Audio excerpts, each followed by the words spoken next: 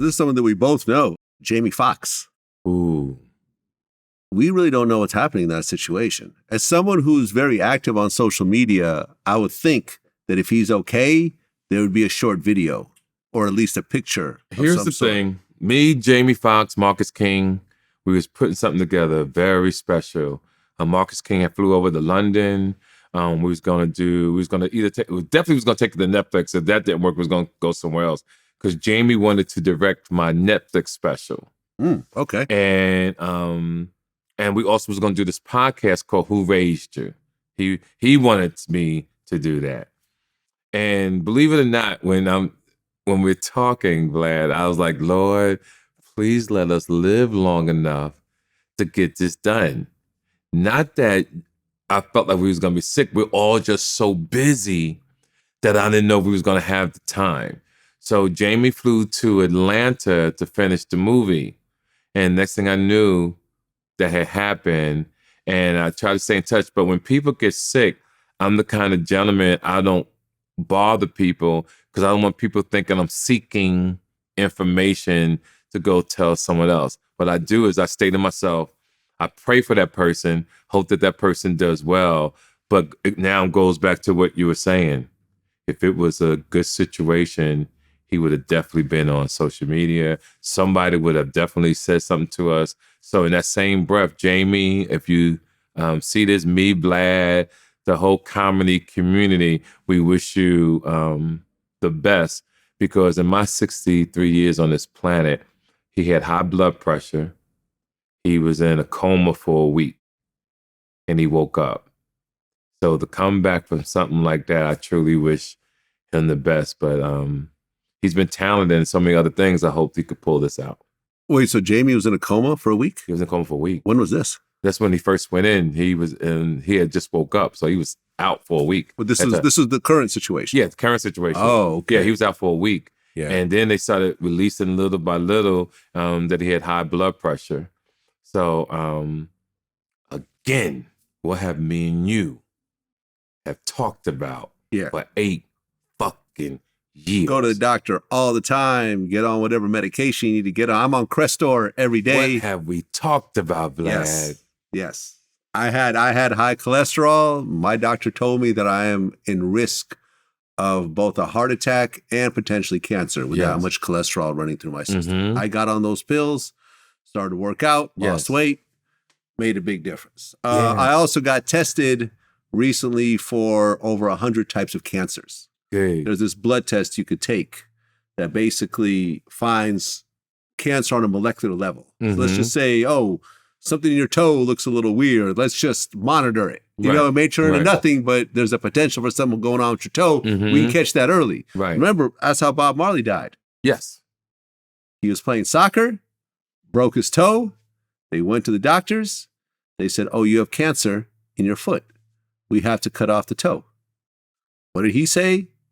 He said, nah, that's against my religion. Rastas don't. So that's what happened? Rastas aren't supposed to cut off body parts, but more so than that is that he danced, he was dancing on stage all the time and he was worried that with the toe gone, he wouldn't be able to balance and so forth. So he went and found a doctor that said, oh, we just need to cut off part of the toe. Right. And then he never got a follow-up.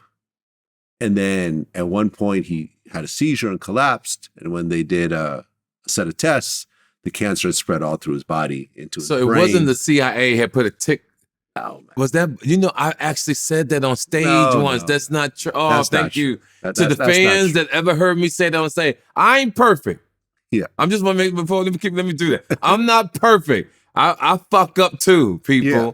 So Vlad is right. I know he did his research on it. So that's what truly happened. Wow. That's what truly happened. Okay. I remember seeing the documentary and was Chris Blackwell, the guy who owned Island Records, basically said Bob just didn't have very good people around him. He had a bunch of yes men and a bunch of enablers. No one told him, go to the doctor. Right. You got cancer. Go to the doctor. Get a follow-up. Go to the doctor. And did you hear that to the celebrities? And to the fans who know what me and Vlad talk about? Send this to your favorite rapper, your favorite comedian, your favorite singer about go get checked up. It's not pushed enough. We always talk about, we always talk about money. We always talk about the biggest car. We always talk about diamonds or whatever, property and investments. We have to talk about health the most. And there's another thing. I go to preventative diagnostic. It's in Vegas and New York. It's a machine that they put you in. What's crazy about it is the hustle. Sometimes they have Groupons that you can go take these tests freely, because the test for your whole body is $3,000. I got a test on my heart the other day where they do a 3D vision of your heart. The arms up and it gets everything. If there's anything wrong, they could detect it. All my results came back positive. Excellent.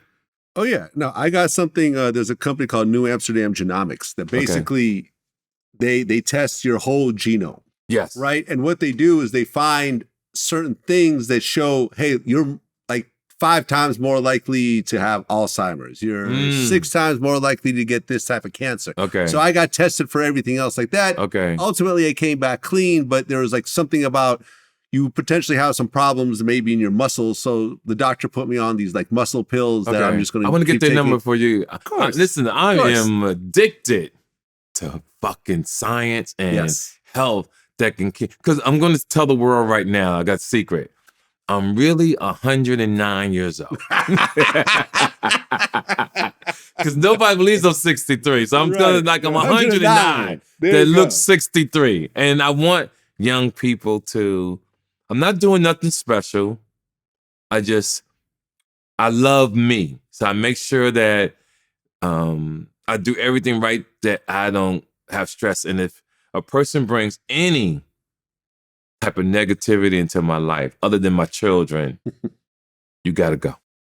Yeah, man, listen, I had Michael Jai White on my show the other day, and one of the things he said in one of our previous interviews that I brought up again was, I remember I asked him, because he is like 55, I think. Yes. And he's in spectacular shape. Yes, he is. Spectacular shape. And I said, listen, what's the secret? Like, what do you do that's different than what everyone else does? And he said the coldest thing. He said, look, your body is the only thing that you truly own. I mean, your body, your health is the only thing that you really own, that somebody can't take away from you. So I kind of look at it like, it's nothing about, it's kind of just this discipline thing. It's I get to do it. I get to train. I have the right, like, this is a right for everybody. And people talk about like, oh, I don't have time. Like, okay, let's put these things together here, because you say you don't have time to, to put into your health. I would argue that taking care of yourself is the only thing that gives you more time.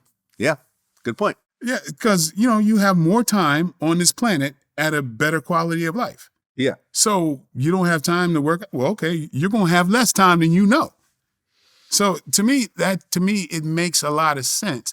The fact that one day I'm going to have a cane and I'm going to wish I could run. I'm going to wish I could get out of here and go work out. I'll give everything I own to be able to do that one day. But guess what? I can do it right now. And I treat it as so. That's right. He said, there's going to be a time where I'm going to have a cane or be in a wheelchair, and I would do anything just to run and jump and be mobile. So while I'm able to do it, I'm going to take full advantage of it. Mm-hmm. And look, you're right. I mean, he's right. The cars, the clothes, the women, you don't own none of that. That's so true. You don't own none of it. It's just there with you. And when you're gone, listen, I gave my dad a Cartier watch. When he passed away, I took that watch back. Right. He can't take it with him. That's so true. It was very, it was a sentimental piece for me. Yes. But all he had was his health. And there was only a certain amount of time he was on this earth. Mm-hmm. And man, that shit hit me. That shit hit me. Yeah, you got to love yourself. You got to love yourself. Mm-hmm.